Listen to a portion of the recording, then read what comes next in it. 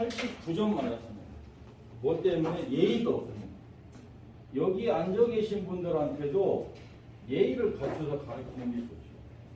그래서 액션은 정확해야 된다는 거예요. 압박점 위치 첫 번째 찾는 방법 말씀드리겠습니다. 첫 번째, 목선과 유선의 교차점, 명확한 발음과 강한 액션으로 찍어줘야 됩니다. 목선과 유선의 교차점, 이렇게 가르치면 그 다른 사람도 목선과 유선의 교차점. 아까 어떤 분 그랬잖아요. 목선과 유선의 교차점. 여러 가지 유형을 했는데 정확하게.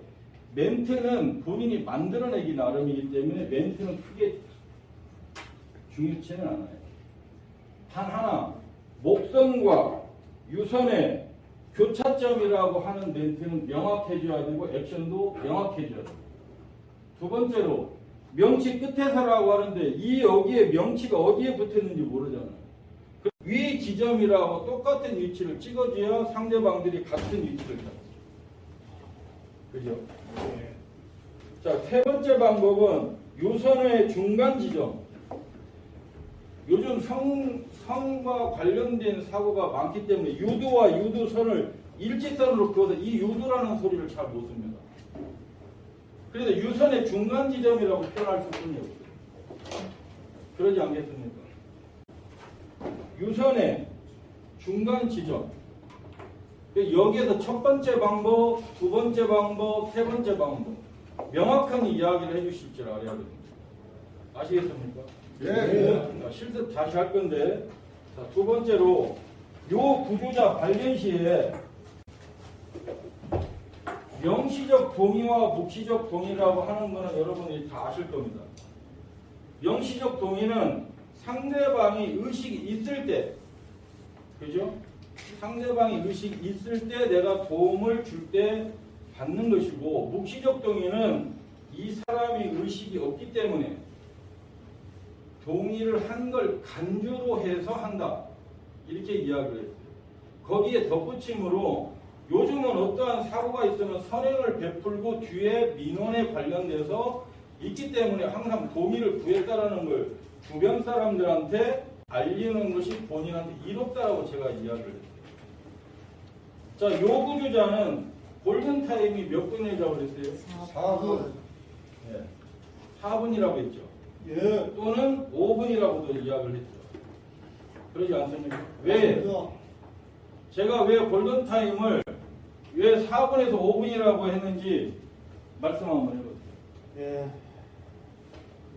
심장이 멈추는 시간이 4분 이내라서 그런 것 같습니다. 네. 앞에 계신 분.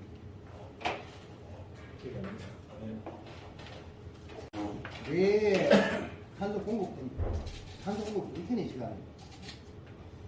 네.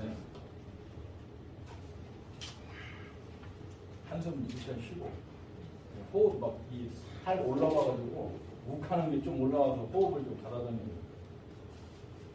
우리가 4분에서 5분을 골든타임이라고 한 건 딱 잘라서 내가 호흡이 딱 멈췄다, 심정지가 왔다 그러면 자발적 순환이 안 되죠. 근데 기존에 심장이 심정지 되기 전까지 자발 순환에 의한 여분이 내 몸속에 있다. 그 시간이 6분이다. 그래서 내가 심정지가 왔어도 바로 6분까지는 자발 순환에서 뇌에 산소 공급을 하고 있기 때문에 6분까지는 뇌 손상이 안 됐다. 그죠?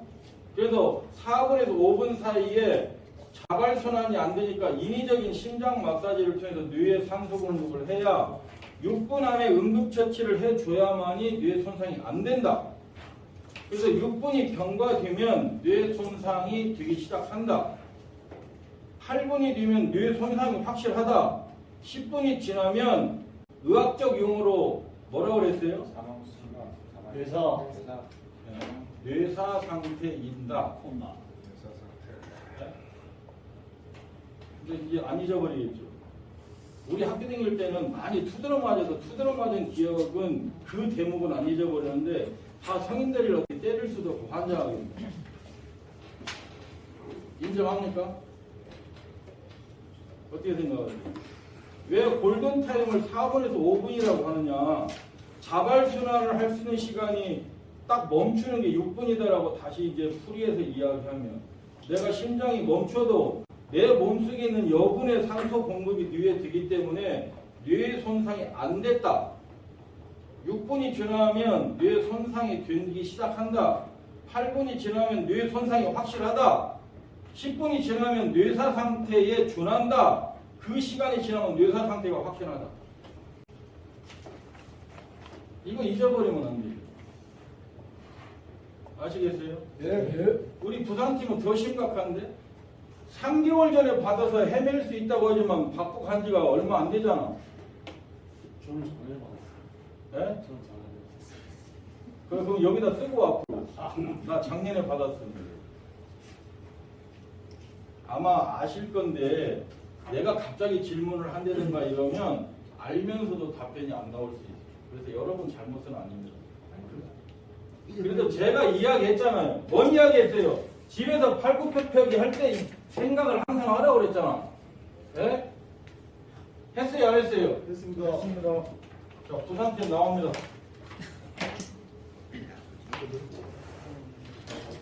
괜히 앞으로 입어야지. 아니, 듣고 난 뒤에는 다시 안 봐서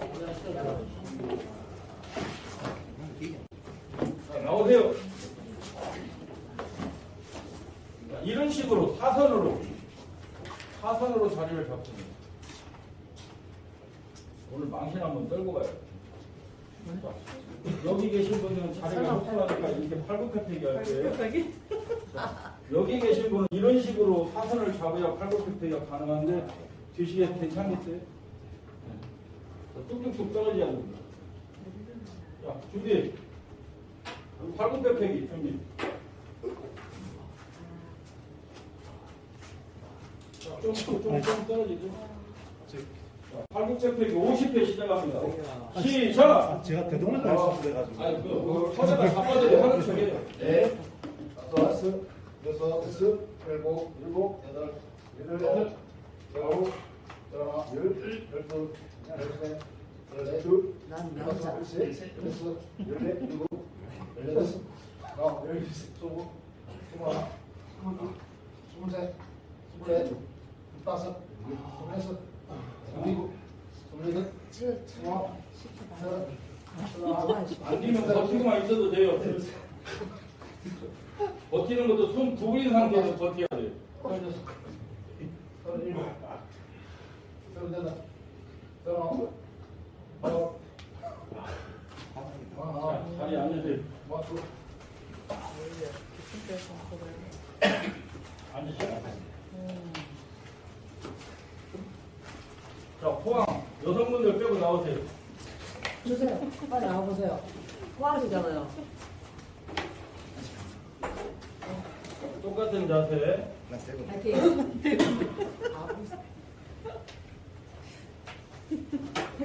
자, 준비합니다.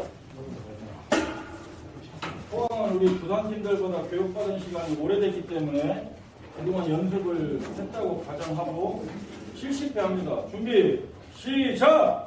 그럼 할애해도 됩니다. 둘, 셋, 넷, 다섯, 여섯, 일곱, 여덟, 아홉, 열, 열하나, 열둘, 열셋, 열넷, 열다섯, 열여섯, 열일곱, 열여덟, 열아홉, 스물, 스물하나, 스물둘, 스물셋, 스물넷, 스물여섯, 스물여덟, 일곱, 스물여덟, 스물아홉, 서른, 열하나, 서른둘, 서른셋, 서른넷, 서른다섯, 서른여섯, 서른일곱, 서른여덟, 서른아홉, 마흔. 오늘 카메라 보고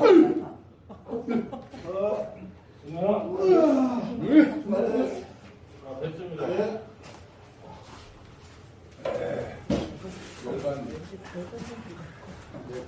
저희가 우리 사무총장 나오라고.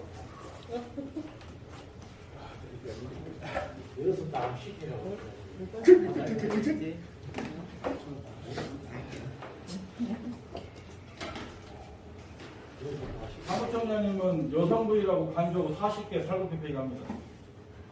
준비. 시뭘? 저쪽 보고. 좀 하시면 안 돼요. 시작. 다섯, 우와. 1, 2, 8, 9, 이거보다 나은데. 아, 되게 힘든데.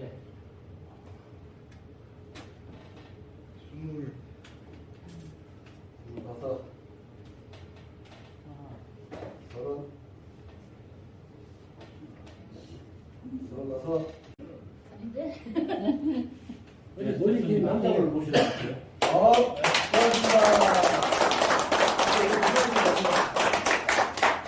중간에 안 끊으면 안 그렇으면 이게.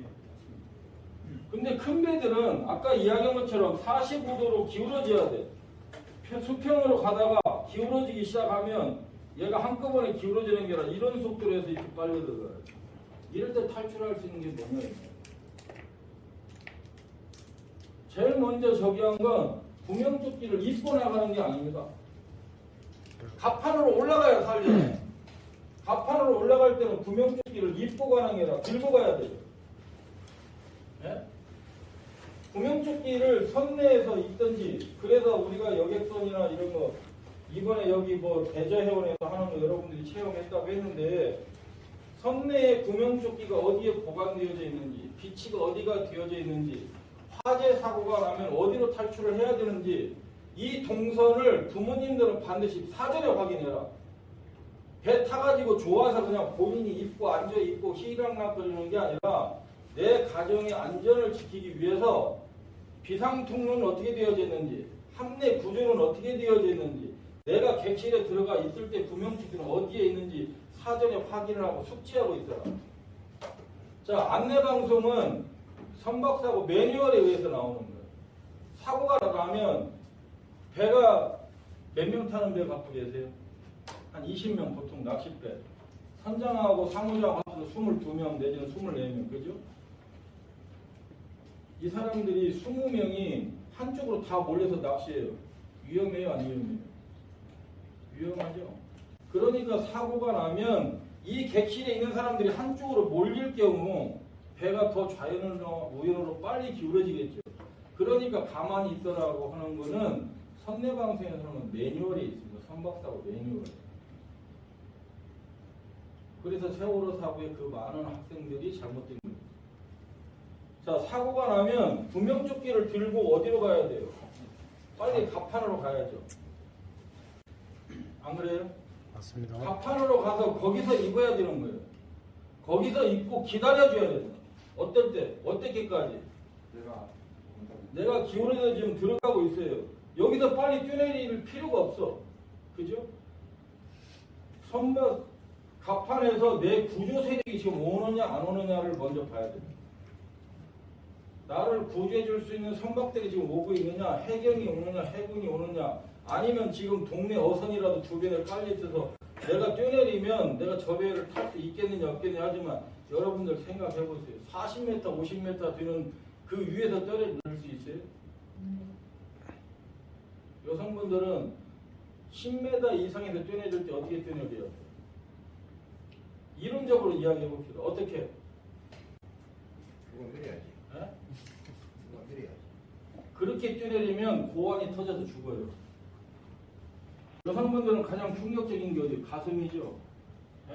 그래서 여성분들은 가슴을 보호하고 다리를 어떻게 꽈야 돼요? 이렇게 떨어지면 안 돼요. X자로. 떨어뜨릴 때 바로 떨어지면서 발을 포개야 쑥 들어갔다 그냥 올라가. 우리가 스킨스쿠버를 배울 때는 왜 다리 벌려 입술을 왜 해요? 에?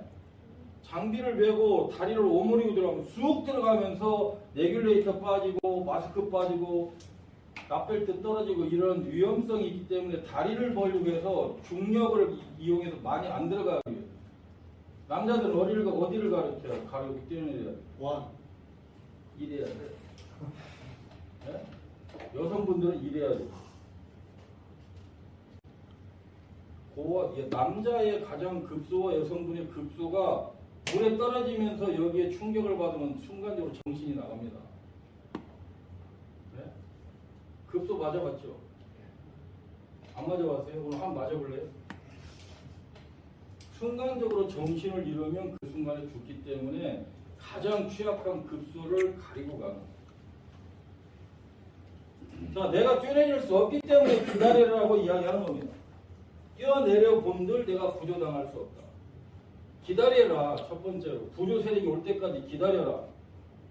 자, 구조 세력이 기다리는데 내가 지금 점점 빠져들어가 있으면 교육할 때 어떤 위급상황이 되면 제가 제일 먼저 강조했던 게 뭐예요? 침착해라. 제일 먼저 이야기했죠. 여객선은 다 구명벌이 VBD 빛이 되어져 있습니다. 그 구명벌 사용법을 알아야 돼. 그 다음이 이제 구명벌을 사용해서 탈출하는 거예요. 세 번째, 구명벌도 없어. 나를 구조할 구조 세력도 안 와. 그러면 얘가 거의 다 들어갈 때까지 기다렸다가 맨몸으로 탈출해라. 구명조끼를 입었으니까. 그래서 멀리 헤엄쳐 나가라. 왜요? 얘가 빨려 들어가면서 블랙홀이 생겨서 이 가까이 있는 물을 싹 빨고 들어가기 때문에 빨리 헤엄쳐서 멀리 나가라. 여러분들은 이런 기본적인 거라도 알고 있어야 돼요. 그래야 지구에 있는 사람들 필요에 의해서 여러분들이 지구를 운영하면서 인근에 있는 학생들 또 기타 다른 지역에서 우리 지구가 교육을 와서 해줬으면 좋겠다. 여러분들이 가서 교육을 해야 될 거 아니에요. 여러분들이 개인적 사생활, 직장생활을 하면서 야, 이 자격증도 있다며, 봉사활동하고 있다며 와가지고 우리 교육 좀 해줘. 아이고 나 못하겠어.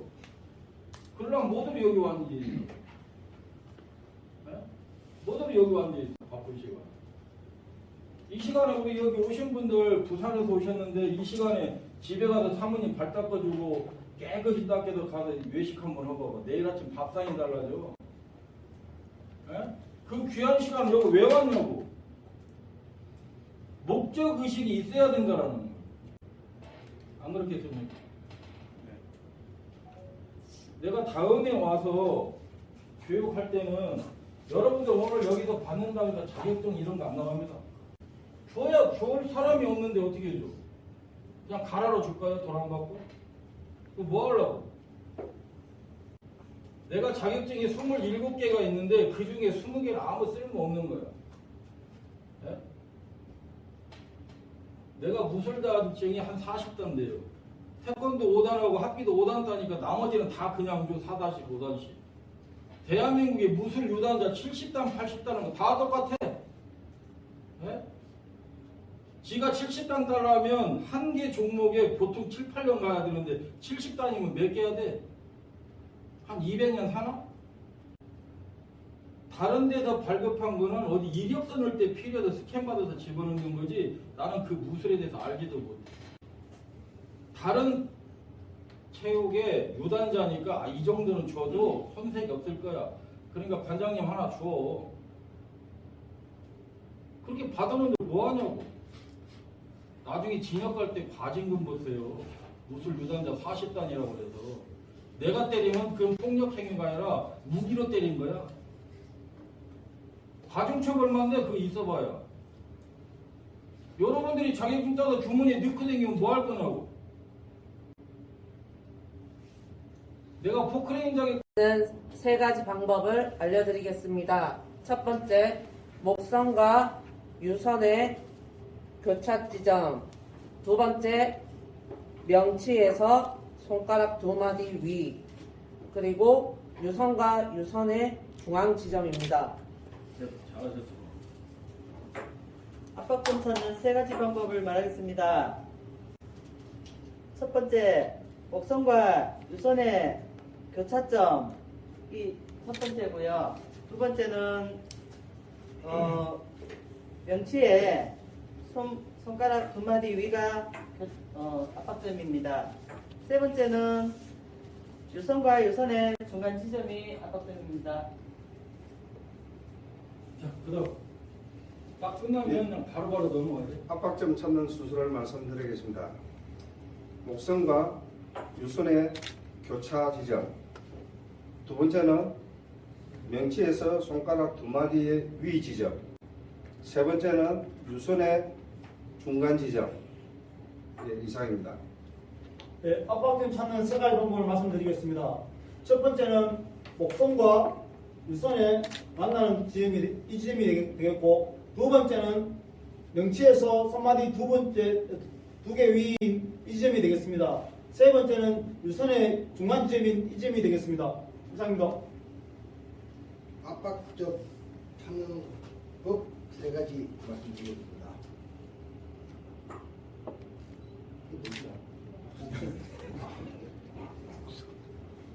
목선과 유선의 교차점, 그리고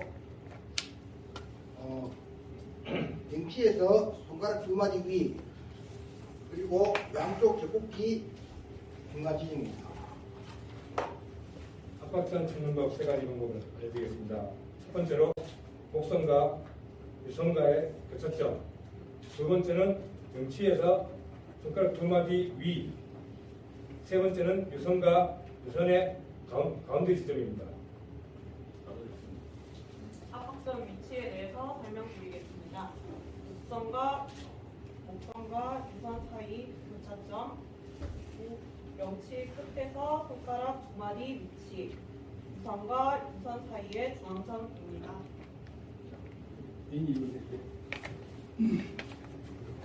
압박점을 찾는 위치 세 가지 설명드리겠습니다.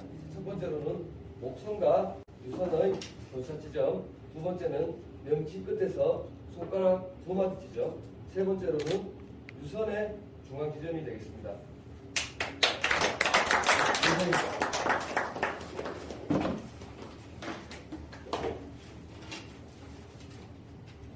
예, 들어가. 우리 부산팀 한번 나와보자.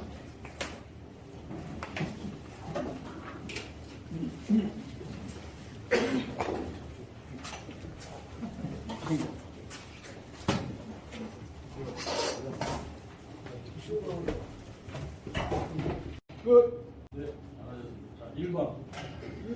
네, 압박점 찾는 방법을 말씀드리겠습니다. 첫째 방법은 목선과 유선의 교차점, 두 번째는 명치 위 두 마디 위 지점, 세 번째는 유선과 유선의 가운데 지점이 압박점이라고 말씀드리겠습니다.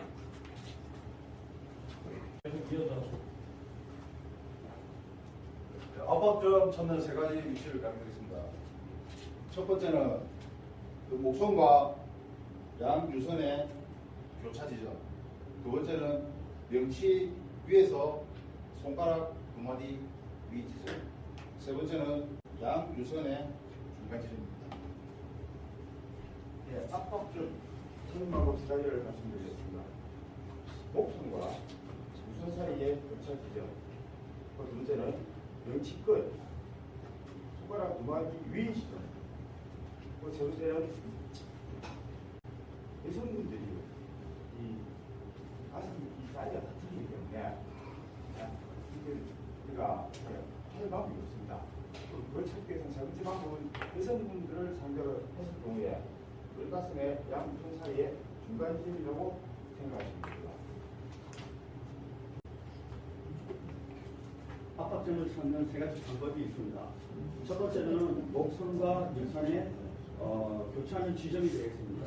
두 번째는 명치 끝에서 손가락 두 마디 위 지점이 되겠습니다. 세 번째로는 양 유선의 중간 지점이 되겠습니다. 예, 압박점 찾는 법 세 가지 방법을 알려드리겠습니다. 목선과 유선의 교차점, 그리고 명치 끝에서 손가락 위 두 마디, 세 번째 유선과 유선의 중간 지점이 되겠습니다. 감사합니다. 안녕하십니까. 목선과 유선의 교차점, 그리고 명치 끝 부분에서 손 두 마디 위 지점, 그리고 유선의 중간 지점입니다. 압박점을 찾는 세 가지 방법을 말씀드리겠습니다. 목선과 유선의 교차점, 명치에서 손가락 두 마디 위 지점, 양쪽 유선의 중간 지점이 압박점이 되겠습니다.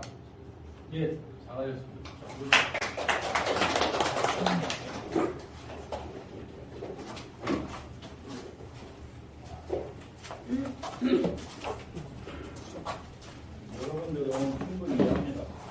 이론적으로는 다 알고 계시는데 아직 내 것이 안 돼 있지. 그죠? 아직 내 것이 안 돼 있다 보니까 이물질이 끼고 혈관이 좁아지고 이러다 보면 피가 원활하게 가지 못하잖아요. 그러니까 이 어혈이 내 몸을 돌아다니다가 가다 딱 막아주면 이제 뇌에서 막아줘 버리면 아웃되는 거예요. 피는 깨끗한데. 네? 피는 깨끗한데. 해는 깨끗해요? 피는 깨끗한데. 피는 깨끗한지 어떻게 알아요? 본인 몸속에 어혈이 그런 많은지. 게 내 만다니까. 네? 그거하고 어혈하고는 상관없어요. 예. 그런 것처럼 당뇨 합병증이 제일 많이 나타나는 건 발가락이 어떻게 돼요? 썩어 들어갑니다. 젖어나는 거죠.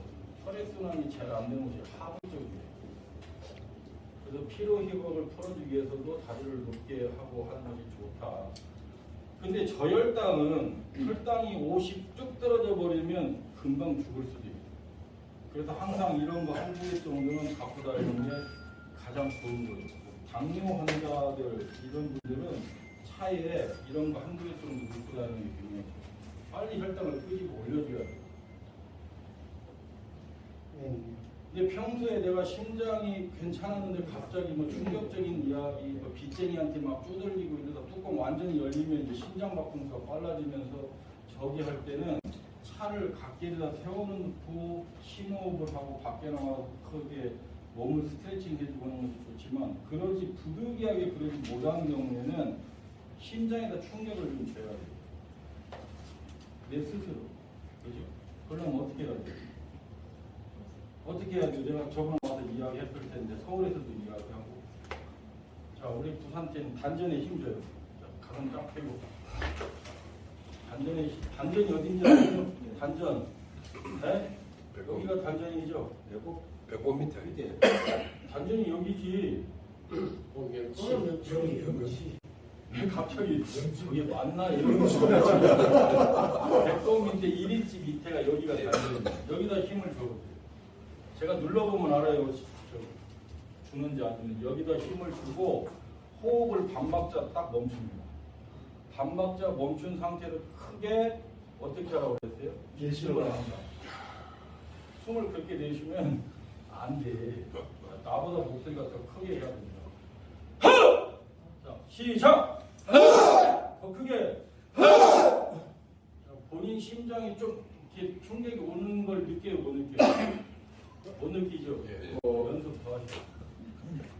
단전에 힘을 딱 주고 호흡을 쉰 상태로 좀 잠깐 멈췄다가 크게 저보다 훨씬 한 3배 정도 높게 하면 심장이 스스로 마사지를 해주는 거예요. 그렇듯이 우리가 식도, 내가 식도에 어떤 게 느껴진다? 남들보다 실제로 제가 어려서는 도축이라고 하는 것이 도축법이 만들어지기 전이잖아. 옛날 시골에서 돼지도 집에서도 잡고 집에서 기르던 소, 돼지 같은 거 아주 개하고 소 같은 거 산에 딛고 와서 몽둥이로 두드려 패고 그죠? 소는 큰 오한마로 명치 인중 여기를 때려갖고 한 방에 쓰러뜨리고 하면서 도축을 했어요. 그런 거 느낍니까? 근데 실제로 내가 본 상황 돼지를 잡다 보면 지뢰라고 하는 기드라는 게 있죠. 알아요? 네. 그 동네 유지가 자기가 딱 잡아갖고 넣고 먹다가 여기에 걸려서 죽었어요. 현장에. 그럴 때 식도에 막혔을 때는 집에 있을 때 가정에서 그죠? 명치 바로 밑쪽에다가 얘를 대고 명치 바로 밑에 대줘야지 명치가 돼버리면 힘줄 때 이 가슴뼈가 눌리기 때문에 효과가 없어요. 명치 바로 밑에다가 대주고 내 몸을 축 늘어뜨려야 돼요. 내 몸에 힘이 들어가 있으면 어떻게 해요? 안 되죠. 내가 힘을 주면 여러분들 배에 힘이 들어가기 때문에 안 돼요. 그래서 몸을 완전히 축 늘어뜨린다라고 생각을 해야 됩니다.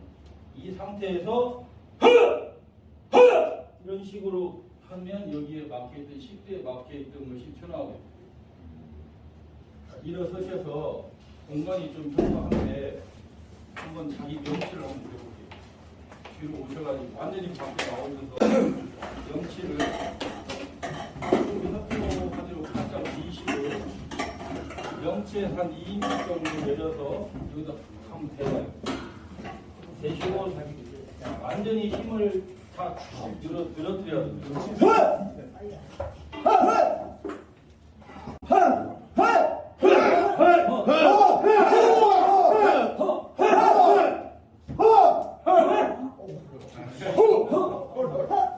앉으셔도 됩니다.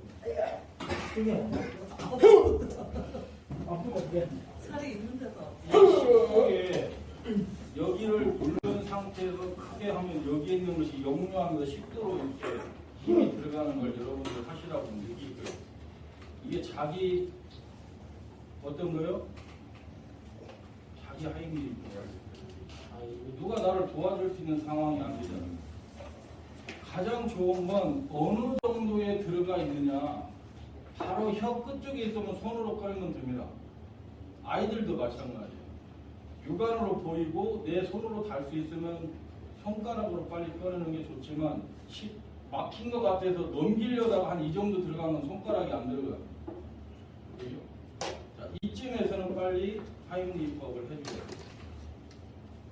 이게 더 오래 더 깊게 들어가서 이 호흡장애가 오면 바로 심정기로 이어집니다. 본인 혼자 있을 때는 이렇게 하시면 된다, 이렇게 보시면 되고, 체격이 비슷한 분, 두 분 체격이 비슷하신 것 같은데, 두 분. 나오고 평소에 사이도 안 좋아 보이고, 두 분 평소에 사이 안 좋죠. 오늘 선발이 딱 됐어.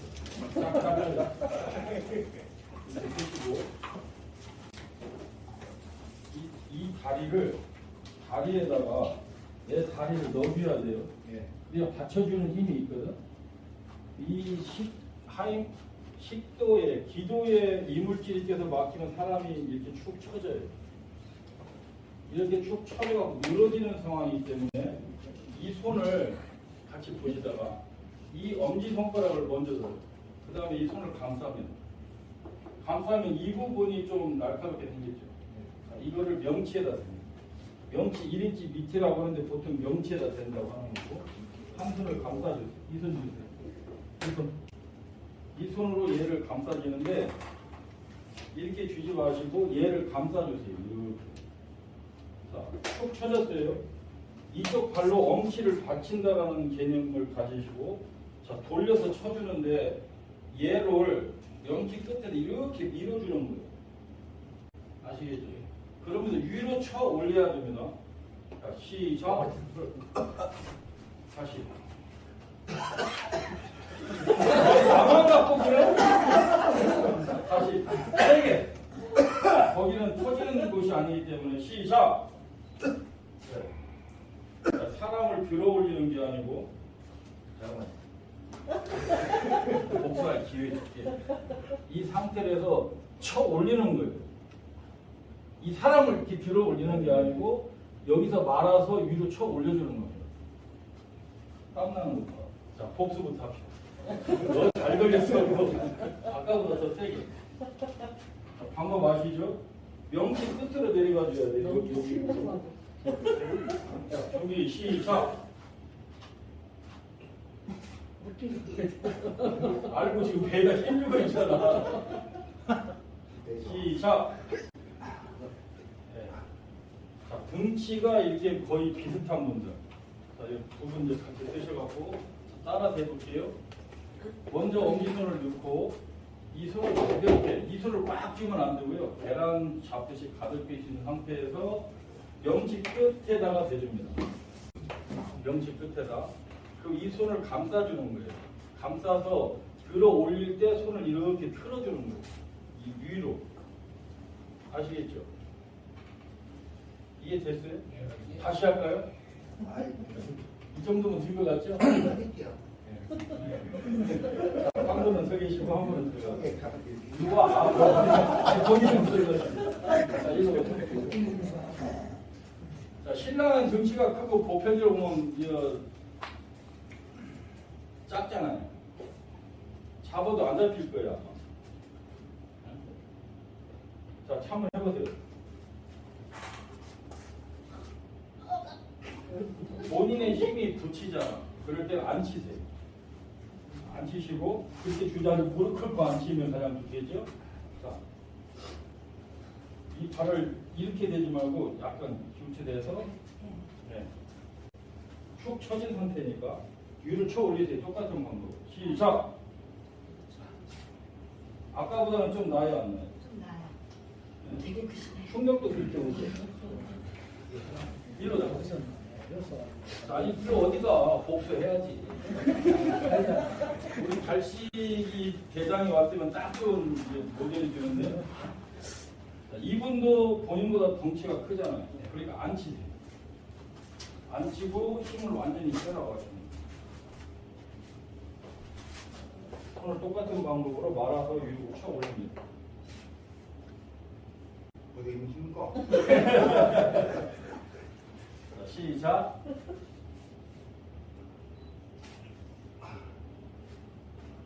이렇게 체격의 차이가 있을 때 이렇게 하시면 되고, 자, 일어서세요. 하지 마시고. 배 힘 푸세요. 이렇게 생겼잖아. 임산부라고 생각을 하는 거죠. 네? 자, 임산부는 여기 태아가 어디에 있는지는 잘 모르겠어요. 근데 강한 충격을 주면 안 되죠. 이 배에다. 그죠? 그럴 때는 명치 위에다 대는 게 아니라 이 가슴, 여성분들 유선하고 배 사이에다가 손을 대갖고 자기 앞으로 이렇게 당겨줘요. 이 쥐어 올리는 게 아니고 자기 가슴 쪽으로 이렇게 당겨주는 거예요. 여기 태아에다가 충격을 주면 안 돼요. 아셨어요? 예. 오늘 잘 오셨네. 아시겠죠? 이게 이제 성인 하익리이고, 우리 영화들도 똑같거든요.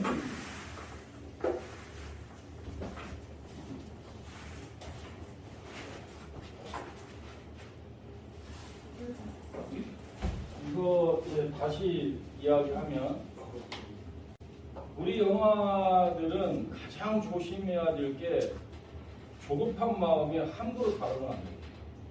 왜? 이 목뼈가 약해서 이 목뼈를 잘못해갖고 목뼈를 손상시켜 놓으면 얘는 평생 불구자로 살아야 되잖아요. 그죠? 그렇기 때문에 이 어린 아이들은 손에 뭐라도 닿으면 어디로 가요? 입으로 가는 건 여러분들 다 아시죠? 그러니까 다 주워 먹는 거예요. 그리고 이 아이가 먹다가 기도에 막혔다 그러면 일단은 평상시 울음보다 약간 쉰 소리를 냅니다. 기도가 여기가 원활하지 않기 때문에 소리가 쉰 소리가 날 뿐이에요. 우리 성인들도 사실 마찬가지예요. 그러지 않겠어요? 이해가 되세요? 예. 나는 힘들어서 이야기하는데 다 이러고만 있으면 어떻게 자는 거야? 자, 쉰 소리가 난다. 일단 얼굴을 보니까 어떻게? 숨을 안 쉬면 이게 얼굴도 파랗게 질린다고 하잖아요. 청색증을 띈다. 그러고 쉰 소리가 나게 운다 그러면 이 아이는 기도 폐쇄다라고 간접적으로 생각을 해줘야 돼요. 그래서 입안을 먼저 보고 육안으로, 그 다음에 손으로 꺼낼 수 있으면 손으로 꺼내는데 그 정도의 정도를 넘어섰다. 그러면 얘를 이제 빨리 하임리 입법을 해줘야 되죠.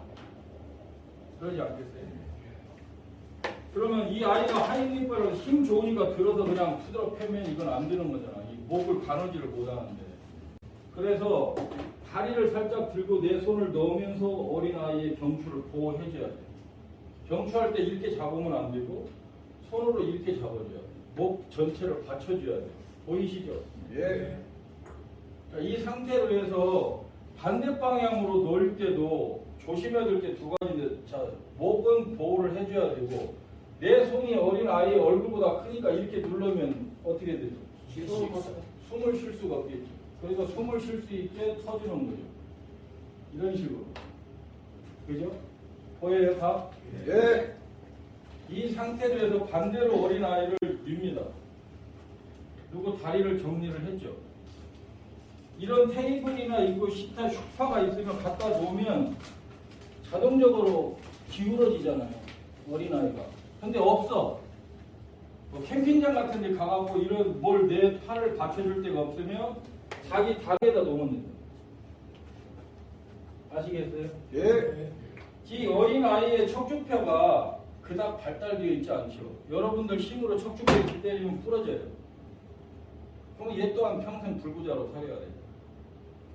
그래서 이 영화의 가장 그나마 발달된 뼈가 이 어깨 등뼈입니다. 등 라인의 이 뼈. 여기를 때려줘야 돼요. 저 뒤에 가린다고 요건 못하고 지금 왔다 갔다 해야. 때리는데 손바닥으로 이렇게 때리면 안 되고 손꿈치 우리가 이 뭐 할 때 흉부 압박을 할 때 손꿈치로 해줘라라고 이야기하잖아요. 그죠? 그래서 손꿈치로 이 등선의 뼈를 5회 정도 밑에서 내려 쳐주는 거예요. 그냥 이렇게 때리는 게 아니고 여기를 내려 쳐준다고 이 정도. 그러면 거의 5회 정도 하면 아이가 나옵니다. 아시겠어요? 예. 아시겠습니까? 네. 바로 실습 시켜볼 거예요. 이 아이가 숨소리가 돌아왔다 그러면 이제 정상적인 호흡을 한다. 또 여러분들이 성인 같은 경우도 흉부 압박을 통해서 정상적인 호흡이 돌아왔다 손 치더라도 바로 병원으로 가서 정밀 검사를 해야 돼요. 그냥 호흡이 돌아왔다고 해서 나섰다. 우리 뇌전증하고는 또 틀립니다. 뇌전증은 우리 뇌파가 과부하가 걸렸을 때 나오는 증세라고 그랬잖아요. 그죠? 그래서 필름이 끊긴다라고 생각을 단순하게 이야기하자고. 뇌 전파가 100으로 뛰어야 되는데 갑자기 300으로 뛰니까 뇌 전파가 흔들려져 갖고 이 신경세포에 내리는 명령어가 전달이 안 되는 거예요. 그래서 정상적인 게 아니고 그냥 쓰러져 가지고 경련을 일으키는 거잖아요. 그러면 이 사람은 우리가 봤을 때는 발작을 일으키지만 이 사람은 스스로는 뇌가 정상적인 수치로 내려오는 거예요. 그래서 그게 정상적으로 내려오면 벌떡 일어나서 이제 평상시 생활처럼 가는 겁니다. 내가 뭔 일이 있었는지 잘 몰라. 사람들이 나를 쳐다보고 있으니까 아 내가 또 쓰러졌구나라는 걸 본인이 아는 거지. 쓰러진 뒤의 행동은 모르지만 일반인들은 심정지가 왔다 아니면 우리가 폐쇄로 와서 잠깐 뇌에라도 이상이 있을 수 있으니까 병원에 가서 정밀검사를 가는 게 좋은 거죠. 아시겠어요? 예. 자 그러면 성인을 하기 전에 어차피 영화가 왔으니까 영화 심폐소생술을 한다고 보면 자 기도가 막혀서 오래돼가지고 빨리 응급처치를 못해서 심정지가 왔어요. 이 어린아이도 심정지가 옵니다. 그럼 우리 성인은 어깨뼈가 단단하기 때문에 어깨뼈를 두드리면서 확인했는데 얘는 우리가 어깨뼈를 때리면 어떻게 돼요? 우리 충격에서 얘가 충격으로 제대로 진단을 할 수가 없어요. 그래서 첫 번째 의식 확인하는 걸 발바닥을 우리가 딱밤 놓듯이 때리면서 아가야 괜찮냐라고 확인을 해줘야 돼요. 두 번째로 내가 이 의식 확인을 했는데 미심쩍어 그러면 젖꼭지 부분을 꼬집어 보세요. 그래도 반응이 없고 숨소리가 없다. 호흡이 정지된 것 같다. 물론 귀를 대보는 것도 좋고 그죠? 뭐 휴지를 찢어서 대는 것도 좋고 이러는 방법은 여러 가지가 있는데 시간이 너무 지체되면 아까 얘기했던 4분의 기적, 5분의 기적 이 시간이 흘러가면 흘러갈수록 안 좋잖아. 빠른 판단을 하기 위해서는 아이의 얼굴, 흉부, 복부 부분에 숨을 쉬는지 안 쉬는지 내가 빨리 스캔을 통해서 판단을 해줘야 돼. 그 판단이 됐다고 그러면 똑같았습니다. 모든 사고, 모든 요 구조자를 발견 시에는 첫 번째는 119예요. 그죠? 아까 도움 요청한다고 했는데 영화가 길거리 혼자 가다가 쓰러질 일은 없잖아요. 내 주변에서 있을 수 있기 때문에 119에 신고를 하고 또 집사람이 옆에 있으면 뭐라도 해야 돼요. 신고 부탁을 하고 나는 바로 응급처치를 해줘야 돼요. 나 혼자 있을 때는 항상 119 신고를 해서 스피커폰으로 넣고 정확한 위치 당황해서 말을 잘못해갖고 여기를 저쪽 북부로 불러줘 버리면 이제 소방차는 절로 가고 나는 여기 그러지 않겠습니까? 나의 현재 위치를 정확하게 불러줘야 그 사람들이 찾아오기 용이하니까 정확한 주소지를 알려줘야 된다. 그 스피커로 놓으면 이제 거기서 어떻게 해라라고 이야기를 하겠죠. 거기에 따라서 해주면 됩니다. 근데 여러분들이 알고 있어야 되는 기본적인 심폐소생술법은 이 아이의 어디를 눌러줘야 돼요? 가슴 압박점은 똑같습니다. 똑같은데 깊이가 다를 뿐이죠. 우리 성인은 이 가슴뼈가 워낙 단단하기 때문에 손꿈치로 온몸에 힘을 해서 눌러도 5에서 6cm가 안 들어가는데 이 아이 같은 경우는 누르면 그냥 뼈가 부러질 거 아니에요. 그죠? 그래서 손꿈치가 아니고 엄지손가락 2개를 이용하면 좋다. 똑같은 압박점에서 이 아이의 머리 위쪽에 와서 여기를 붙잡는 거예요. 여기를 붙잡고 압박점에다 손을 댄 상태에서 3에서 4cm 정도 똑같은 압박과 이완은 1대1 비율로 횟수는 똑같습니다. 이렇게 눌러주시면 돼요. 이 하나 가지고는 잘 안 될 겁니다. 내가 이 손이 만약 부러져갖고 깁스를 했다 그러면 여러분들 손을 펴보세요. 손을 펴보면 내 중지와 가장 가까이 있는 손이 이 손이 들 수도 있고 이 손이 들 수 있습니다. 저 같은 경우는 어떤 게 가요? 중지하고 가장 가까운 손이 이 두 가지, 이 두 개 손이 있죠. 이 두 개 손으로 압박점에 대고 눌러주면 됩니다. 아시겠어요? 예. 여기서 가장 중요한 건 깊이 압박과 이완 횟수. 이 아이를 계속 이렇게 좀 펌프질만 열심히 하는 거지 제대로 압박이 안 되는 겁니다. 제대로 압박이 안 된다는 건 이 원리나 똑같아요. 압박과 이완이 1대1 비율로 와줘야 되는데 이거의 압박과 이완이 1대1 비율로 와주지 않고 계속 이러고 있는 거예요. 이거는 도움이 안 되는 거예요. 아시겠어요? 네, 깊이와 압박과 이완의 비율은 똑같아져야 된다.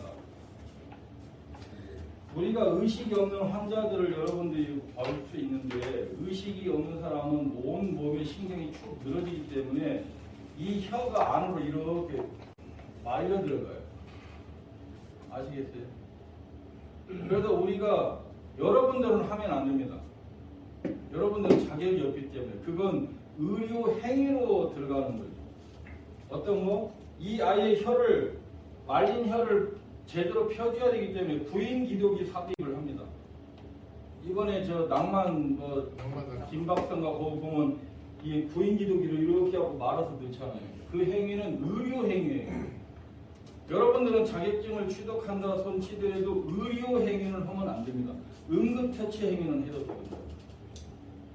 그래서 여러분들이 2-3명 있으면 이 사람의 혀를 말리지 않기 위해서 손으로라도 펴주면 좋은데 내 여기 손에 감염이 될 수 있어서 저는 하라고 권장을 하지 않아요.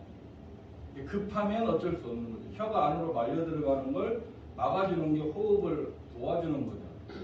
그 다음에 의식이 없어서 축 늘어진다고 하면 이 혈액순환을 동호해 줘야 되니까 한 명, 여러 명 있으면 마사지를 해주는 게 가장 좋은 거죠. 성인이고 어린아이가. 한 명은 계속 이 흉부압박을 해주셔야 돼요. 이해가 되세요? 네.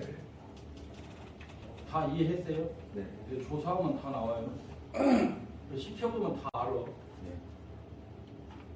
하임리법에 대해서 궁금한 거 이제 해결이 됐어요. 또 다른 거. 다른 질문은 없으시고? 없어요? 예. 빨리 끝냈으면 좋겠죠. 급하신 분은 이제 가셔도 됩니다. 다 끝났기 때문에. 오늘은 이 방법을 하고 또 손바꿔서 하고 이러는 것까지 하고 부연 설명까지 하려면 시간이 많이 늦어질 것 같아요. 여기까지만 아까 우리가 뭐 150회, 200회 했잖아요. 압박점을 찾는 것까지 했죠. 네. 압박과 이완은 몇 대 몇 비율로? 1대1. 압박과 이완은 우리가 심장의 펌프질을 도모하는 거지 마사지를 해서 도와주는 거잖아요. 이걸 왜 해줘요? 최소한에 왜 해줘야 되는지는 알아요. 우리 심장이 지금 이렇게 뛰고 있잖아요. 여러분들 심장이 이렇게 뛰는 건 내 혈관에 무엇을 공급하기 위해서? 산소. 영양분도 있고 미네랄도 있고 비타민 A, B, C, D도 있고 많지만 다 빼고 산소 공급만 합시다. 내 뇌의 산소 공급을 통해서 이게 뇌가 죽어가는 것을 막아줘야 되기 때문에 피를 공급해 주려니까 압박과 이완을 해줘야 되는 거죠. 그래야 나갔던 피가 다시 뭐를 타고 정맥을 타고 들어와서 불순물 제거를 해서 다시 내보내주는 순환 역할을 해줘야 되기 때문에 압박과 이완은 1대1 비율을 해줘야 되는데 압박과 압박을 하면 어떻게 돼요? 제대로 펌프질을 못 해주잖아요. 그러니까 압박과 이완은 반드시 1대1 비율로 해줘야 되고 강하고 빠르게 한 번 누르고 담배 한 대 피고 와서 누르고 이러면 이거 되겠습니까? 1분에 100회에서 120회 정도의 속도로 해줘야 된다. 아시겠죠? 예. 그리고 이 누르는 방법은 우리 동영상을 참조해서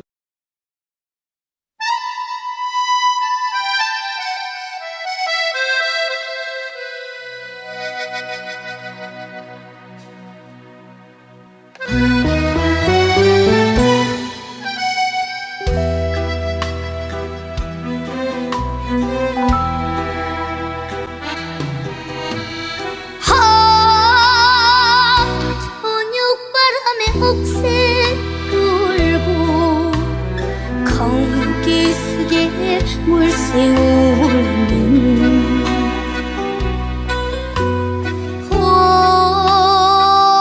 어디선가 들려오는 아버지의 뱃노래 사랑 하나로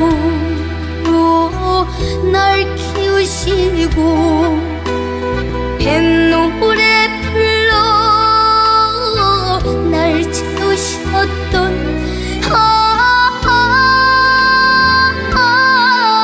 아버지 불러봐도 대답 없이 흐르는 저 강은 아버지의 강이여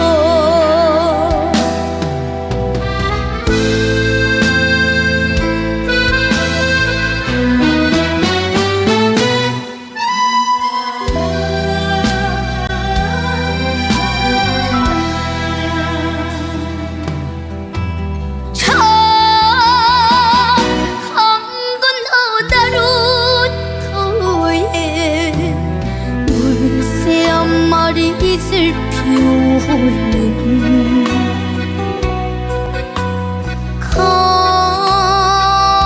강바람에 검게 타신 아버지가 그리워 사랑 하나로 날 키우시고